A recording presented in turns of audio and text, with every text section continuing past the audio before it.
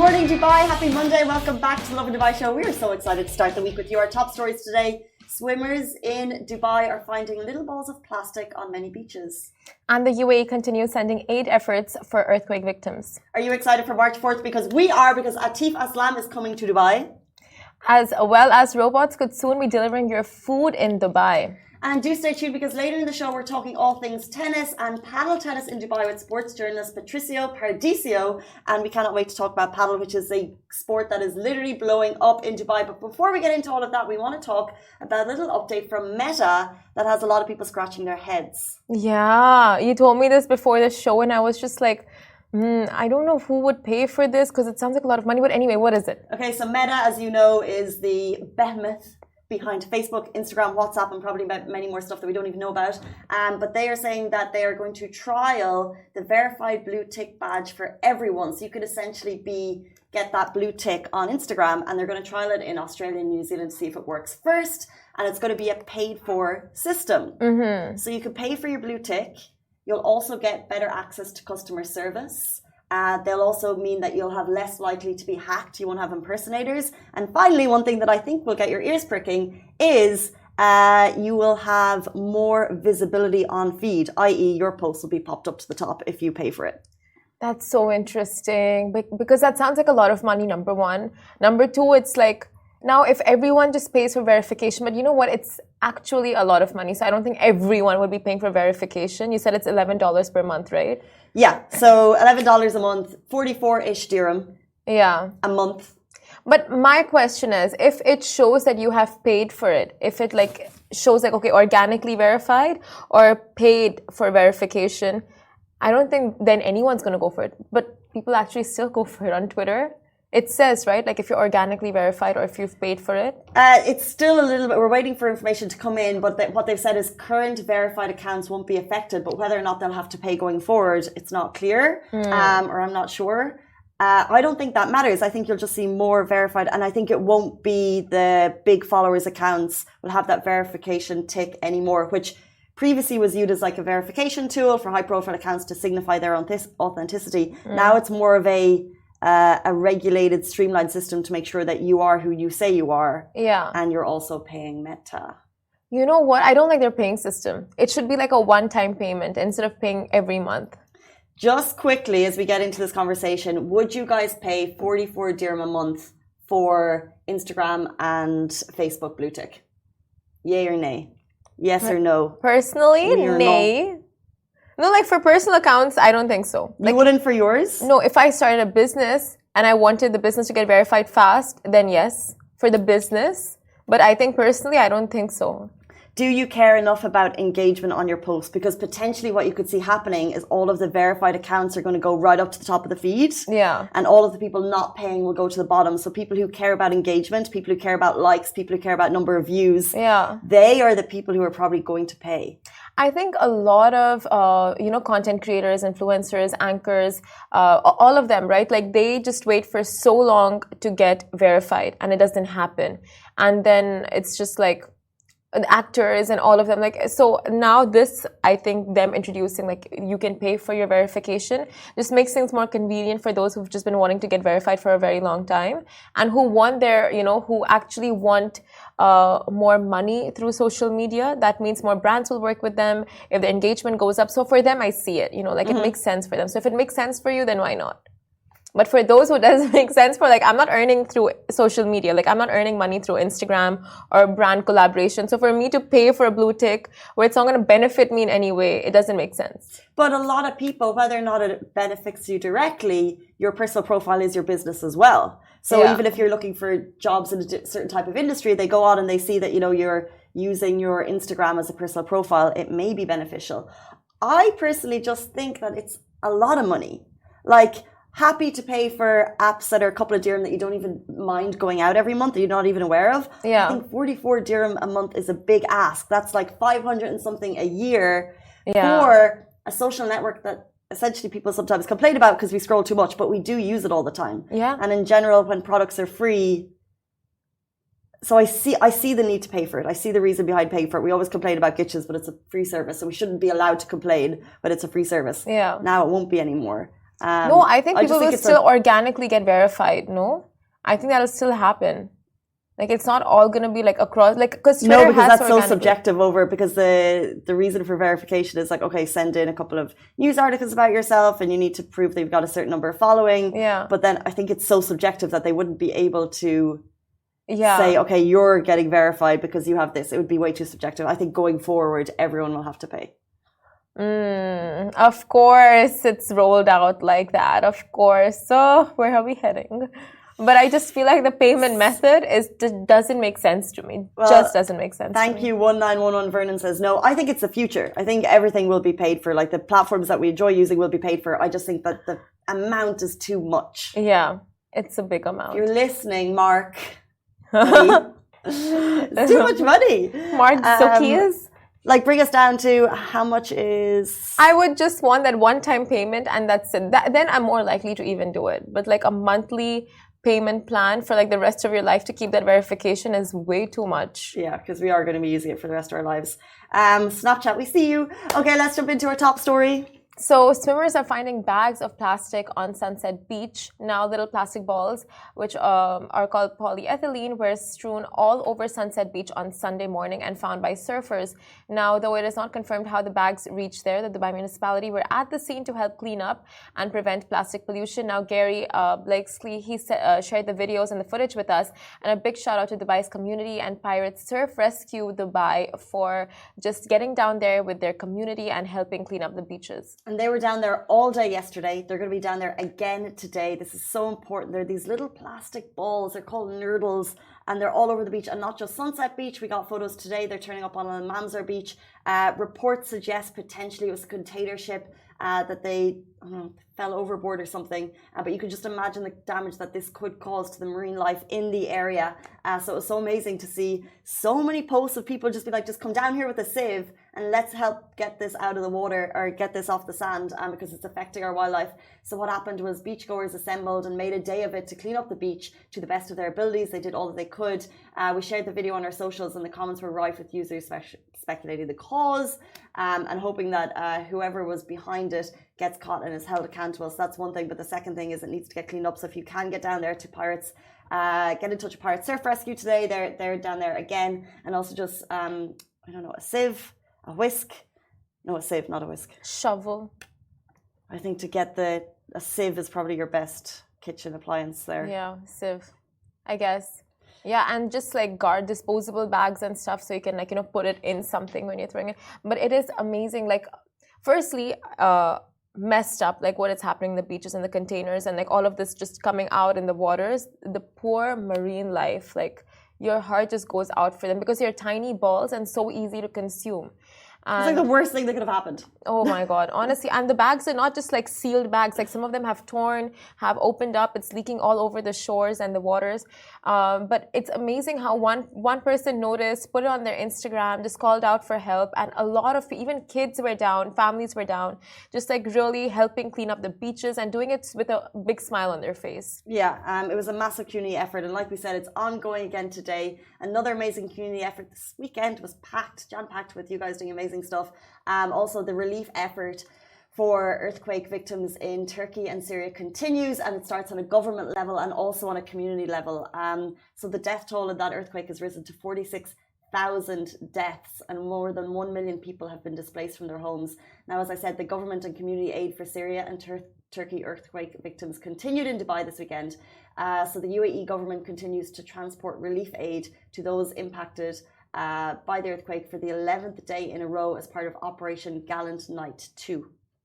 So a total of 76 cargo planes delivering 2,535 tons of relief products have flown to Syria, while 42 planes carrying 840 tons of aid have arrived in Turkey, bringing to 118 the total number of flights carrying 3,375 tons of food, medical supplies, and shelter tents as part of the operation to date. Now, using top-notch search tools and gear, the UAE rescue squads have been moving forward with their mission to save people trapped beneath the wreckage.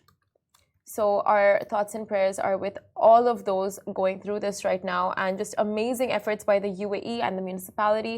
And I just think worldwide, on a worldwide scale as well, just the amount of support being lent to Syria and Turkey is, it restores your faith in humanity.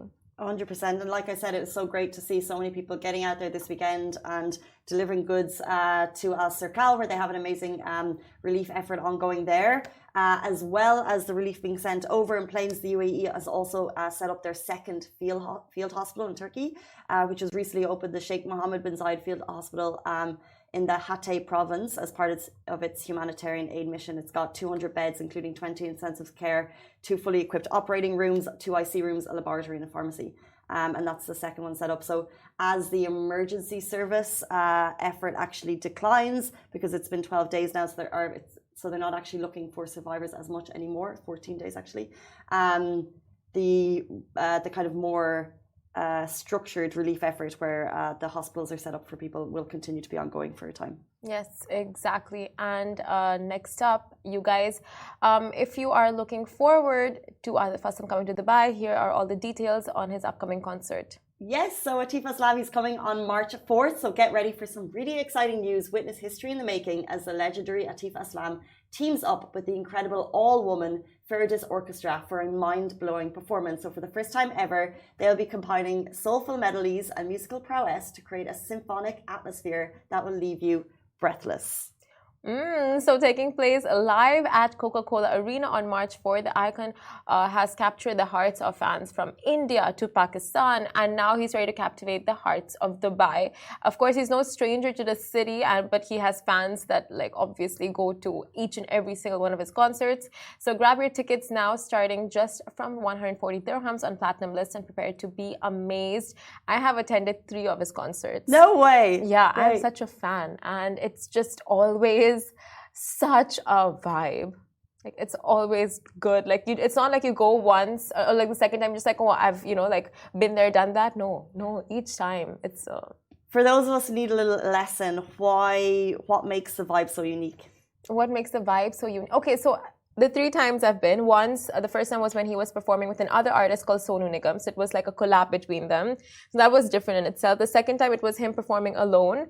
The third time, it was, I can't remember, but it was just a different setup altogether. And this is him now going in with the Firdaus Orchestra that is started by A.R. Rahman. So you just know, it's just going to be that much more amped up, the music and the symphonies and just the whole dynamic of, all of it on stage. So if you're a Bollywood fan, you want to go down for this, you want to, just book your tickets and head down with your family and other Bollywood buffs. March 4th, gang. March 4th. And we'll jump into our next story. Now, robots can soon be delivering your food in Dubai. So AI is becoming more and more intelligent, as the name suggests. And it's been doing tasks that people can do only a lot faster and sometimes more efficiently. So some people believe AI will or have taken over jobs for regular folks. And it's not just things like ChatGPT, writing essays for students. It's also robots performing surgeries and making food deliveries.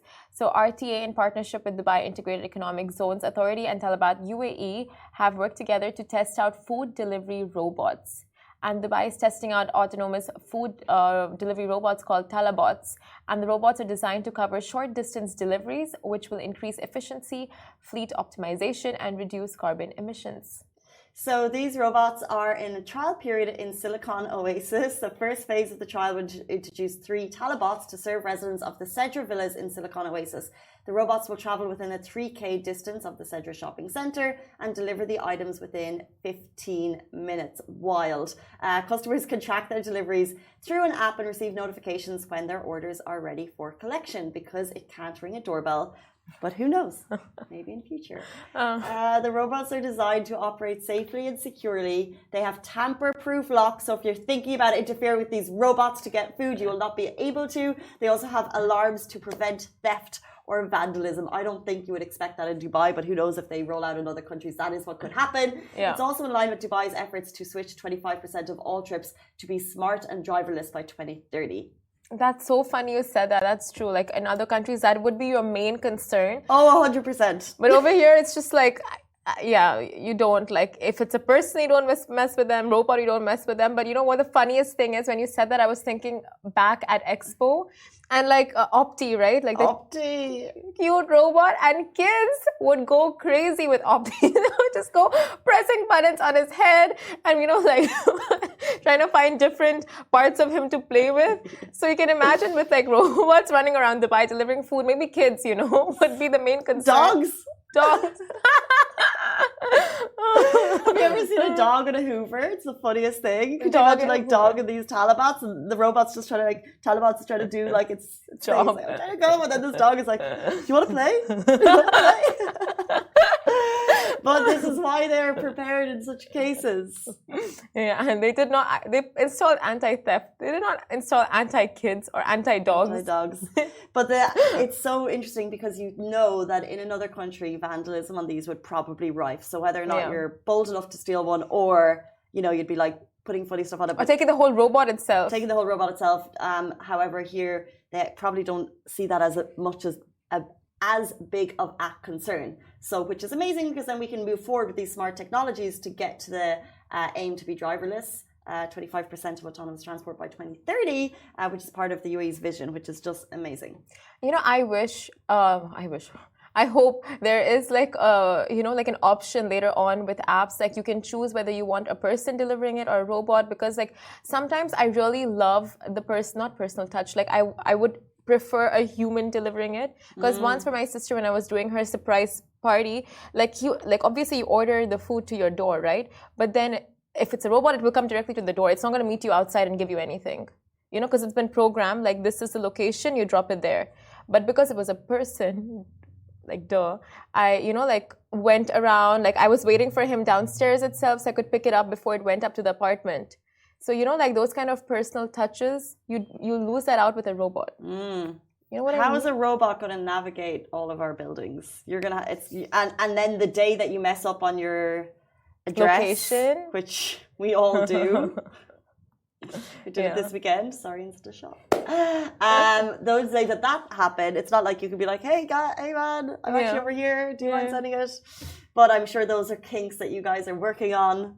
I'm sure, yeah. To make this as simple for the likes of Simran and I as possible, which we truly appreciate. Speaking of innovation, one sport that's been growing and blossoming in Dubai is paddle tennis. So we're going to be joined by sports journalist Patricio Pedicio to talk all things paddle in Dubai and tennis in Dubai very shortly.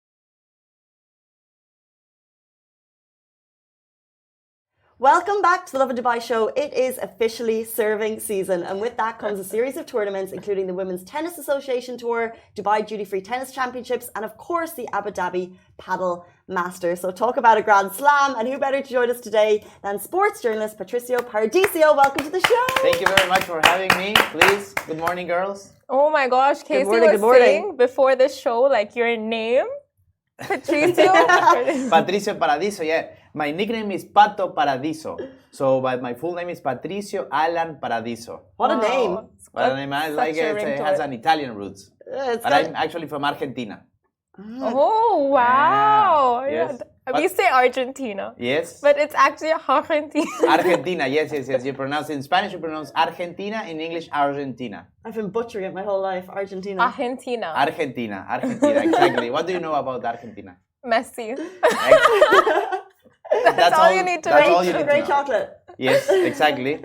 So we have this week the Dubai Tennis Championship here in Dubai, in the Dubai Duty Free Tennis Stadium. So the female tournament will be this week, and the male tournament next week. Big names coming: Iga Swiatek, #1 of the world from Poland. Then we have Novak Djokovic next week. All the best players in the world will be here in Dubai these next 2 weeks for tennis tournament. Wow. So can we give people a lowdown as to who you are and what you do? Exactly. I'm a sport journalist from Argentina, and I'm working as a paddle coach here in Dubai as well since 2022. And I'm like developing the sports as well, helping everyone to play a little bit with this racket and everything. So I'm like spreading the word of paddle as well everywhere. That is so interesting because paddle tennis for me came into the scene like very recently. Like before that was just tennis, and it's so difficult to play paddle tennis. Like why has it caught on so much in Dubai? So it's actually you don't need so much like background to start playing paddle. In tennis, you have like the racket and speaker, you have strings. So this is solid, for example, and it's a little bit easier to play because you have the walls. You can use the walls to play. It's very social. You play 2 against 2 as you've been playing. So you can see your opponent pretty close by. You can talk about it. You can say, hey, how it goes. And after you have like a little bit like tea, you can have a Coca-Cola or something. So it's very social. And like between us, you don't need to run that much as tennis. So it's a little bit... Was it big in Argentina? Yes, actually paddle was created in Mexico in 1969. So it's not so new. And then a guy called Enrique Corcuera, he had like a tennis court, but it was kind of uphill. So all the balls were going down. So he was tired of that. So he put some walls. Oh, There he's invented a whole new game. Imagine that just putting some walls on like tennis. That was a new sport. He's our type of guy. Less running. Love it. Exactly. Yeah, it's like when you play bowling and your ball just keeps going in the gutter or like on the side, and then you Yes. have those lines pop Exactly. up, and then you make walls, and then you just make a whole new bowling game altogether. Exactly. It's kind of more fun or not. So 1969, how long did it take for the kind of mass general public to really get behind the game? So this guy had some friends over from Spain and Argentina, and those guys took the sport to Europe and South America. Then in the 90s, all the associations were created in Spain, Argentina, the World like Association as well. Then it was a big hype in the 90s, and then in the 2000, with the economy crash, like in Argentina and Spain, it stopped a bit. And now with the social media again and YouTube and big tournaments in Spain, in 2010, just took over all over the world. Middle East, Scandinavia, United States, Australia. So now it's massive, massive. And actually here in Dubai, first time ever played was in 2014, so almost 10 years ago. Oh, Right? wow. So, but the association was created in 2019. So it took a few years. And now after COVID, we just saw like a boom everywhere, like venues, tournaments, courts, a lot of players, social players, like tournaments. So it's getting really, really big now. Exactly, that's so true. You're seeing courts, like paddle tennis courts practically in every corner. So which one would you suggest is like the best one to be playing at in Dubai? So you have, yeah. You have different, depends on what you want. For example, you have clubs that are more social, like matcha, like a different type of, so you go, you play a little bit, you have a coffee, you enjoy like the winter now, it's perfect. And then you have WPA, for example, which is more for like advanced player. You go there, you have like a very That's good for lesson. us. Yes, that's for you. You have like advanced players there, so you have. They even like sponsor like pro players, so you can go there and have a lesson with a pro. You can play a little bit with them, so that's really nice. And there are a lot of pro paddle players now because this week in Abu Dhabi is the World Paddle Championship. It's the Modern World Paddle Master in Abu Dhabi. So all the big players, male and female, playing in Abu Dhabi, but they are hanging out here in Dubai. And tomorrow starting to play in Abu Dhabi, and we are going to be there. Can you give us an idea of how elite these players are? Like, are they, in terms of like, when I watch tennis, these guys, they have massive sponsorships and, you know, there's massive eyeballs on them and they're putting their whole lives into this.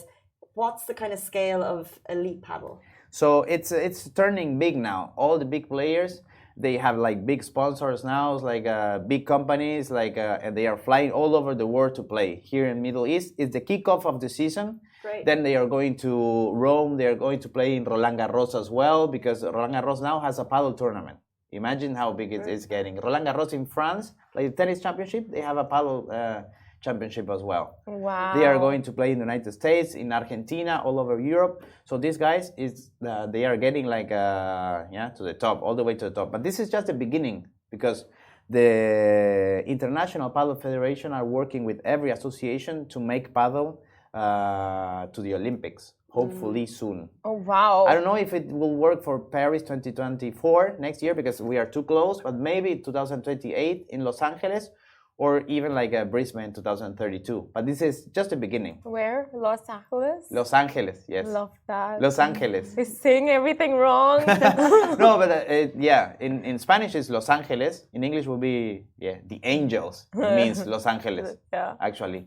So that will be 2028 Olympics. So would you say paddle tennis is like the love child of squash and tennis? Or it's more like a cousin. Cousin? Yes. It's more like a cousin. But it's a very nice experience. If anyone wants to try, I mean, I'm very lucky to join them.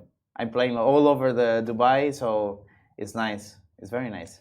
So, from my understanding of the sport, it's been so incredible to see paddle tennis courts pop up everywhere, and they look cool. They've got these big glass casings, and they're always in use. Yes. And of course, we have one very popular fan of the sport, who's Dubai's Crown Prince, His Highness Sheikh Hamdan bin Mohammed, which I'm sure he really propelled the sport to push it. Have you ever seen him play? Exactly. I haven't seen him play. I know some of his coaches, but he's very sporty, and he is the one who brought the sport to the UAE and to Dubai in 2014. So we really like to thank him, and as well Sheikh Zayed, which is the AK as Uncle Zayed. So he's the UAE Paddle Association president. So he's playing everywhere as well, propelling the sports. And yes, Dubai Sport Council as well, putting a lot of effort in developing the sports. You can see it on the streets. 100%, Exactly. And even Dubai hosted the World Paddle Championship last November 2022. All the big nations were playing here: Argentina, Spain, Sweden, Italy, France, UAE national as well. They have teams in men and women. They did really well. So everybody is really putting a lot of effort, resources and everything, to propel the sports here. And actually Dubai is the mecca of paddle in Middle East. I mean, for sure. Mecca of paddle. Yes, players, venues, pro tournaments, World Paddle Championship November 2022. Incredible. Question. Yes. Paddle or tennis? That's a difficult one. I played tennis all my life, and I turned into paddle 7 years ago because in Argentina it was really popular. So I went to study to Buenos Aires. When I finished my study, I went back to my city, which is called Iguazu, and then everybody was playing paddle, not playing tennis anymore. So it was way easier to find a paddle match. So I turned into paddle, and now it became my my work and everything, my life. So I'm enjoying both. It's really difficult to say. Since you're such, you do paddle tennis coaching quite a bit. Exactly. What would you say are give us a few tips for newbies paddle tennis? Yeah, the wall is not your enemy. The wall is your friend. Because in tennis, what happened? You are trying to hit the ball, and if it passes, that's halas. That's enough. But now, in paddle, we can actually use the wall. So you can you don't need to rush to hit the ball. You just wait for the ball to come back from the wall, and then you can keep playing. You know? And then you have the defense position at the baseline or the attack position at the net. So you can use that both. The middle, like, is forbidden. You can't stand in the middle because then you don't know what to do. And you can actually use the lob a lot. So you can like lob the ball like this, not a normal stroke. You can like lob the ball like on the air, and that will give you time to like find your right position.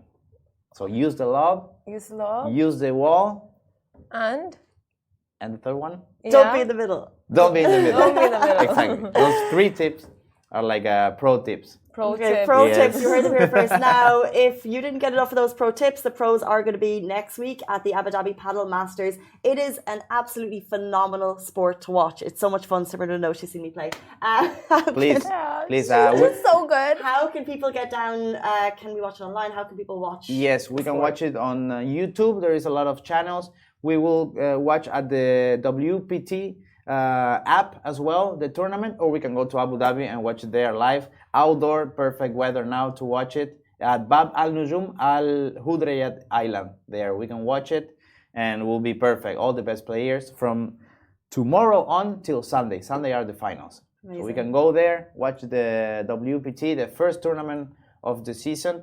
Paddle, it's a perfect plan. Doesn't get better than that. Get better than that. Also keep an eye on Smashy Sports, our sister channel. They might have some paddle updates there for you too. And very finally, if people want to get in touch with you and if they want to maybe learn more about paddle in Dubai, how can they do so? Yes, they can follow me on Instagram. Pato Paradiso is my... Pato Paradiso. Pato Paradiso. A massive thank you to you for joining us and also for the Argentinian chocolates that we're about to tuck into our coffees after the show. Very, very sweet. Thank you so much for joining us. Really appreciate it. Thank you very much for having me. Guys, that is all we have time for. We'll see you tomorrow morning, same time, same place. Goodbye from me. Goodbye from me. Bye. This show is brought to you by the Augustus Media Podcast Network. Thank you for listening, and I hope you enjoyed it.